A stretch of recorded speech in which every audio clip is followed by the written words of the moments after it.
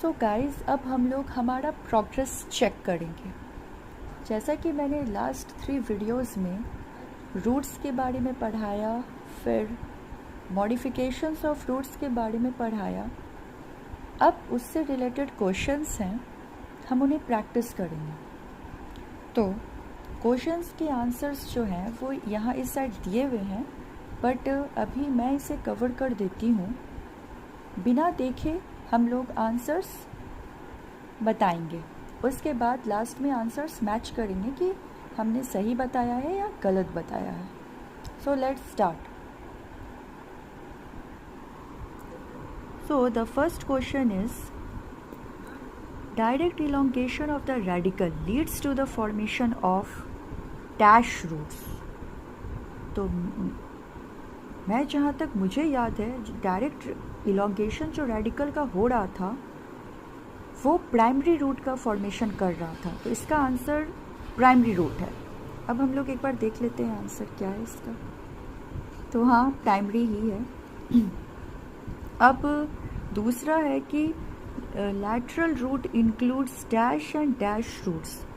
So lateral roots includes secondary and tertiary roots. So here we check the answer. Yes, it is secondary and tertiary roots. पहले हम लोग actually सबका ही answers पहले खुद से check करते हैं, उसके बाद आंसर्स मैच करेंगे। So the next is, the primary root and its branches constitute the tap root system. Okay. Now next is, when the primary root is short-lived and replaced by a large number of thin roots which originates from base of the stem and constitutes the fibrous root system. Now next is the roots which arise from the parts of the plant other than the radical. I think this is adventitious roots.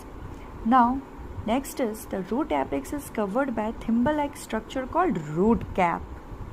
Now next is, the region of meristematic activity is situated few millimeters above root cap. True or false? So that's true.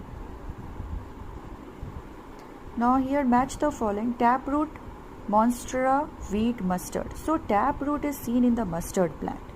Next is fibrous root system, that is wheat plant. So 1C, 2B, adventitious roots, monstera. Okay, so here check the answer. I think this is it. Taproot, mustard, 1C, 2B, 3A. 1C, 2B, 3A. So here it is 1C, 2